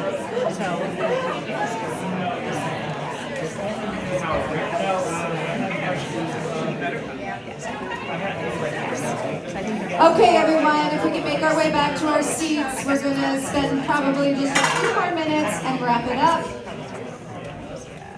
I'm going to open the mic for questions and take a few. I mean, if we have to stay a little, we want to make sure everybody's questions get answered. Of course, as Tracy said, these are a lot of deep, very long questions, right? So, 3 minutes, 2 minutes doesn't cover it all. I think you can guarantee that you'll be seeing these faces and forms in the future coming to a town near you, hopefully. Okay, I'm going to give everybody a chance to just get seated, and then we'll get to the questions. Who's first? Let's see, 1, 2, 3. I'm trying to make sure I get everybody fair and square. Rob, you're going to be first on this one. Sparky. Hi, I'm Sparky Morris, and I am the chair of the Northampton Democrats, so I guess I'm an establishment Democrat. I thank you all for the breadth of your answers to the questions. I do thank you. I have to ask, if one of you, and I will work for whoever gets elected in the primary, if you get elected, and I have a second part of this, how are you going to beat Brian Fitzpatrick? he plays dirty as the 4 trackers in this room, with 2 of them filming everything you're saying, and they're going to take it apart. And 2 years ago in 2024, I don't know if you remember, that TV ad that somebody was coming up from the border and they were going to murder you in the bed, that nasty TV ad that he had, it ran ad nauseum from August to November. One night I was watching TV for some reason for a long time. I counted 16 of them. So media is very expensive. So how are you going to win against Brian Fitzpatrick? That's my question. Okay, thank you, Sharky. And we're going to start with Rob. And because we have a long line, I want to do 1 minute rapid on these. This is going to kill Tracy, but guess who's running this show? I won't even stand up. So how will I beat Fitzpatrick? As I said earlier, if I win this campaign, this primary, it's going to be national news. And the Democrats, the DCCC, will give me millions and millions of dollars to beat this guy. And I will I'll mention this real quickly. I believe I'm capable of beating Fitzpatrick because as a friend of mine described me on Facebook, I like to think of myself as a refined man, but he said Rob Strickler is the kind of brawler we need to beat Fitzpatrick and in Washington. I'm not a fighter, I'm a brawler. I mean, I believe we need more brawlers on the Democratic side, because certainly there are some on the Republican side. And I say, Michelle Obama, I love her. What she famously said, when they go low, we go high. I say, you know they're going to go low. Take them out at the knees. That's how I'm going to beat Brian Fitzpatrick. I'm going to be not dirty, but mean. Thank you, Rob. Lucia. Yeah, Representative Fitzpatrick is a very strong opponent, but this is also 2026, and I think that it takes a very concerted, consistent effort to point out his record and what he has not fought for, and I really think people are going to listen to that in this time more than other times. So I think learning how to communicate that and really being just very consistent about that message can chip away the veneer that he has built and has convinced so many people that he cares about them up and down this district. And I would say that I'm not a big dude, but I can pack a punch. So I am also ready to fight for what's right. Thank you, Lucia. As I said at the outset, I'm a former registered Republican. I'm now a registered Democrat. I've never been part of either of the establishments, never held office in either of the parties, and never thought I would. Brian cannot out-moderate me. Unless he's willing to change parties, he's not going to out-moderate me. So I'm going to take that lane from him. And as I've said in other town hall meetings, he needs to be exposed. He is very slick with the way he's appeared to be very moderate, and he seems to, work both sides. He's worked those 85,000 people to his advantage in 4 different re-elections. That's why the 85,000 are so critical. But what nobody is calling out is the stuff that he didn't do.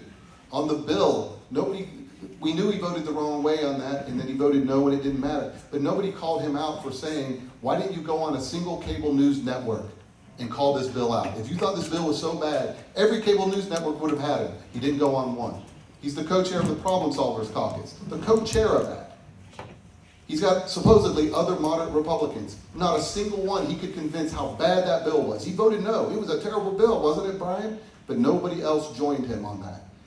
Those things need to be called out because those 85,000 people are listening. They're trying to figure out who can they resonate with, who can they gravitate to.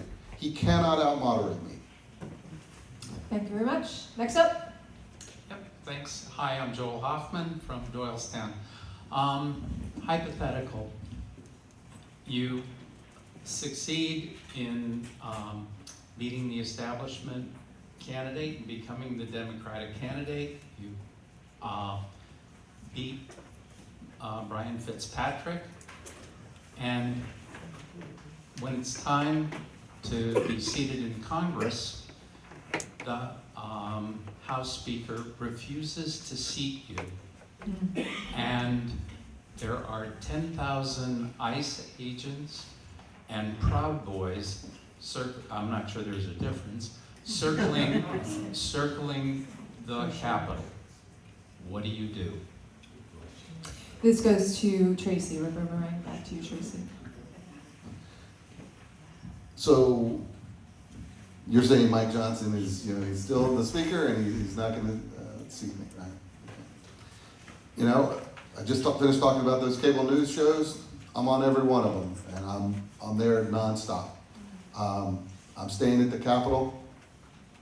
If they're coming in, they're coming in.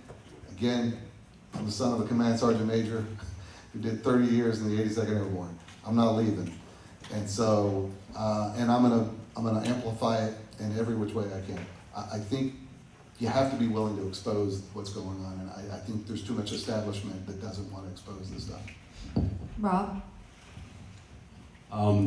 First of all, I'll say if we do win this district, flip this district, probably we will be in control of the House, but to answer your question, I don't know what else to do but just walk up there and say, I'm gonna be seated, guys. Step aside. I'm gonna walk into this building. And if you're gonna physically restrain me, there's gonna be consequences to that, especially when I am finally seated. There's going to be consequences to people who break the law. You are breaking the law. Just like the law was broke on J6, just like all these ICE agents, we have to have laws under our Constitution.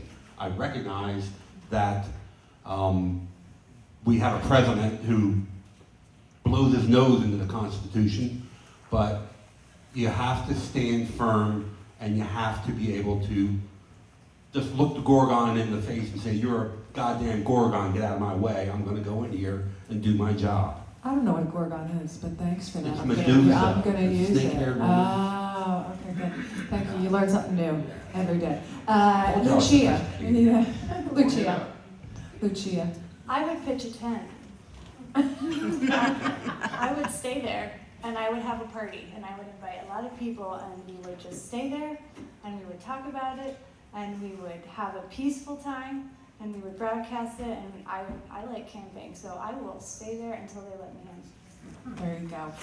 Thank you very much. Brian, I would love to hear another question from you, but there's 4 people behind you who didn't get to ask yet. May I ask that you go to the end of the line, sir? Oh, I know. I'm such a bummer. I'm sorry. I'm sorry. Hi. Yeah. Laura, I live in Horsham. She's a good boss. I appreciate that. I actually have a couple of questions. I'm going to try to make them into one to see if we can make it as efficient as possible. So y'all have talked about really important issues that I feel into a little bit into like, hey, generic Democratic candidate that wins will be able to flip the House, change a lot of the national stuff that we've talked about. One of the questions as a member of the Horsham community is, what are issues that you all are tracking that are affected at the federal level and that a congressperson actually has impact, that are impacting us at the local level? Thinking, for example, Upper Makefield, situations with the RAP communities, PFAS, so many other things that are affecting us as we're right across the street from the base. That's one thing. The other thing is, one of the biggest issues that we have in Congress is when we see the changes of Congress, is we go from having a senior member of Congress to having a freshman member of Congress, and that makes a huge political difference in power. So how do you see yourself being able to come into the board and to be able to do the things that you've all been talking about? You require negotiating to get at least 218 votes and 51 votes in the Senate. How do you see yourself as a consensus builder, as a group builder, to be able to pass that type? And then the last question that kind of fits into that is, what makes you different from any other, like why you versus you or Bob or me? That we all have democratic values. Like, why should we be voting for you in a primary? That was a big question. So I'm gonna, I appreciate you. I'm gonna cut that down to local issues. Name one local issue that's your highlight for local, and why you. Is that fair? Sure. Okay. We want to go with Lucia first. I really appreciate the environmental remediation question. What can Congress do? As you all know, EPA rolled back some of the PFAS regulations. Congress could legislate and make them adhere and force them to regulate it differently or otherwise.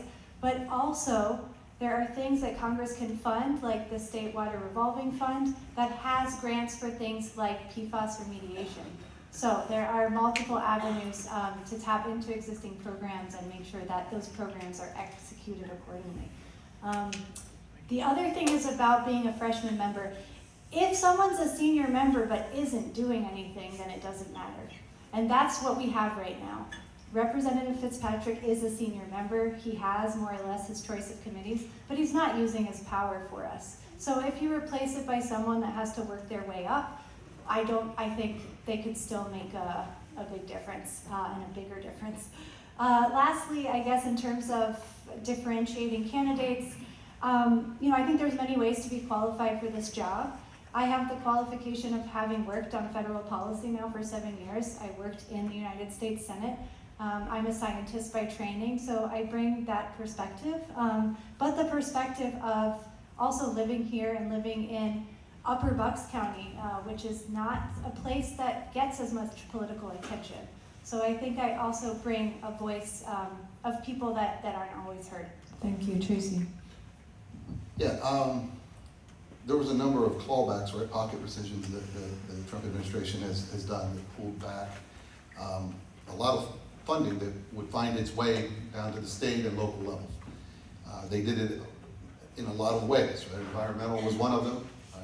There's also a lot with, as I mentioned, I'm part of the United Way of Bucks County's board of directors, and they've been impacted, as have a lot of food banks and community shelters and community service organizations through various clawbacks that have occurred. So I believe and that's something that as a congressman and a lawmaker, I would be able to have some impact on.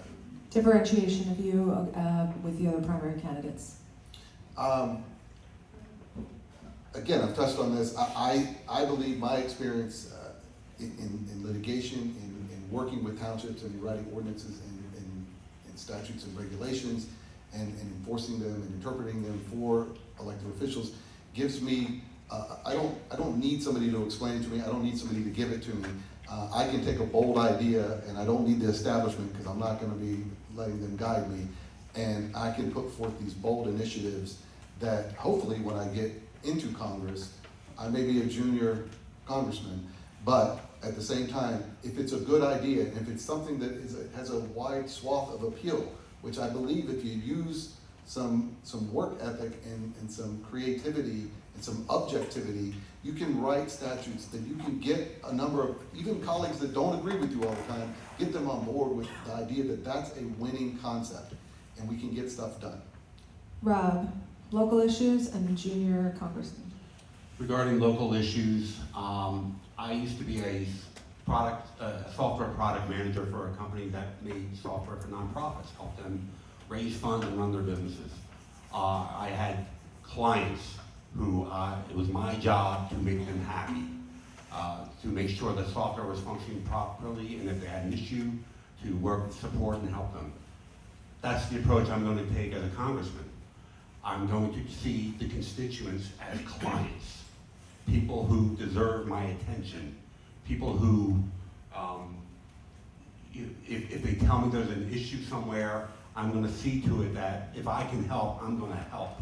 It's a congressman's responsibility to look after people in the district in that way, and that's what I'm going to do. What was the other one? Local issue. Talking about. I'm sorry. Freshman congressman. Freshman congressman.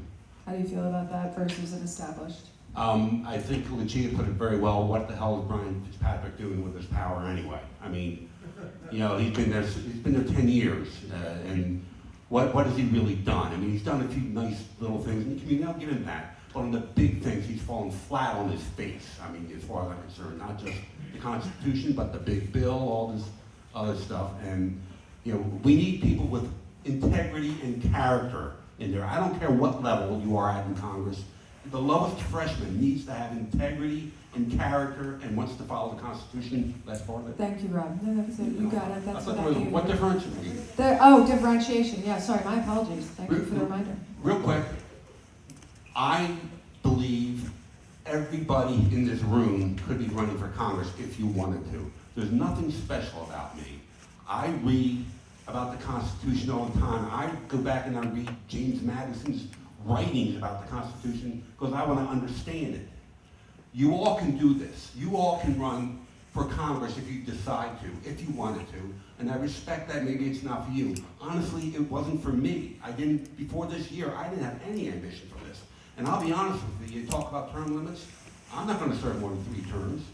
You know, I'm not going to be in Congress and I'm in my 70s. I'm going down there to change stuff. I'm not going down there to be a congressman. I'm going down there to enact what I believe are the policies that need to be enacted to course correct on this country and make it work for working class men and women. Thank you. Now is the hard part of my job, right? Because we have 4 people in line. We must be broken down and out of this room by 8:45. Is that correct? Yes. So we're in a tough spot. So if we have questions, can we ask the question of the candidates? Someone who is here with the campaigns, please record the questions.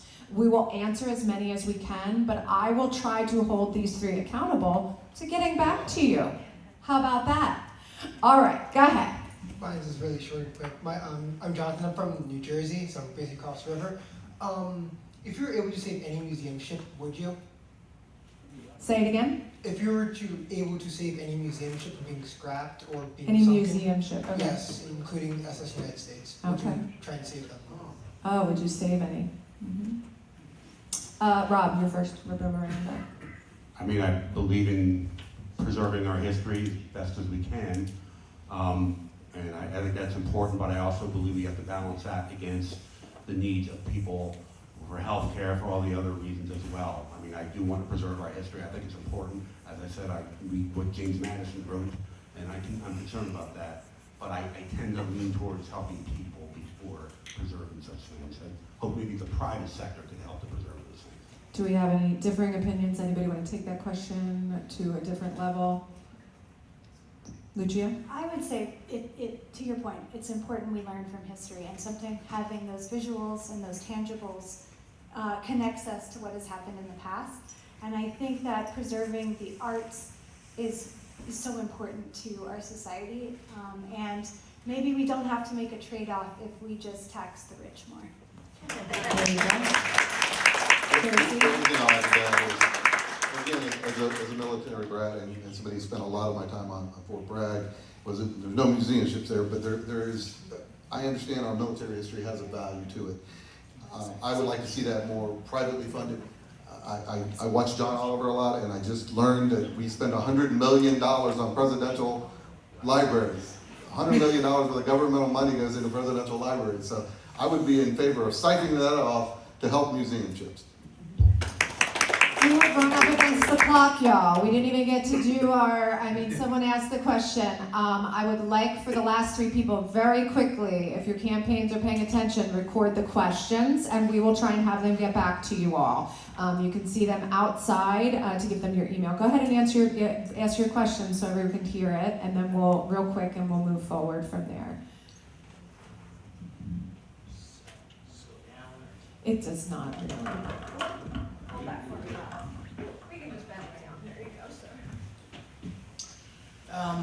It was brought up earlier at the beginning of the forum, but my question revolves around foreign policy. We had the operation on the 3rd, and we're weighing intervention in Iran potentially in the coming days. But one thing that you guys talk a lot about, the powers of Congress. And one of the things that Congress has is the ability to approve, wars and other such things. But, in the past, regardless of administration, we've had instances where, especially in terms of time sensitivity, that the executive branch has gone unilaterally into operations, whether that be in Somalia, in Grenada, in Panama,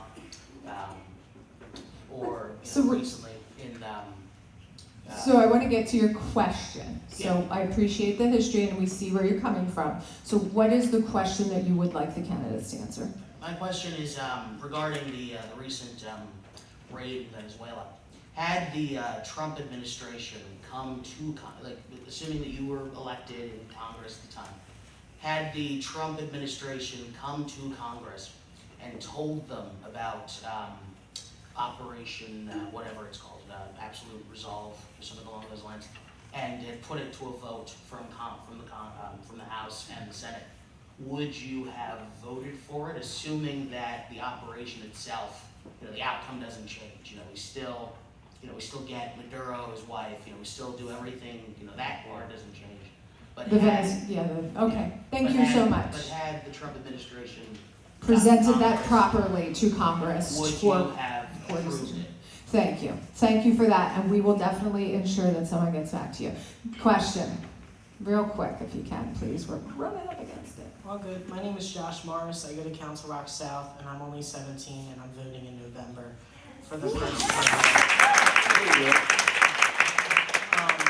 So my question is, I feel like I heard a lot about Fitzpatrick, but Bob Harvey seems to be the front runner and the establishment candidate. So I wanted to know, how are you going to work against him in the primary with all the money that he has? Because I know a lot of you, I think you especially, wants to keep money out of our elections. So how are you going to compete with him with all these big organizations who are endorsing him? Thank you. Please make sure the campaigns have your email, and then we will get back to you on that. Brian, real quick, please. Real quick. For all the candidates, what media sources do you consume, and what's the latest book that you're reading? Ooh, media sources of books. All right, these are some good questions. I want to just wrap it up here real quick. We got to be out of here by 8:45, so we're going to need a little bit of help probably. Letitia up here has put together all of the audio and such for us. If you have feedback on this forum, if you would like to give us information, I'm going to be standing outside of the back doors for Letitia so she can wrap up. Is that okay? And then I'll take some notes for you on feedback. Is that fair? Okay, so that you can do your job. Thank you all for being so participatory in democracy. This is what it's going to take. It's going to take every single one of you. Don't leave here tonight without spreading the good word. It's on all of you to get your friends and family voting. Good night. Thank you.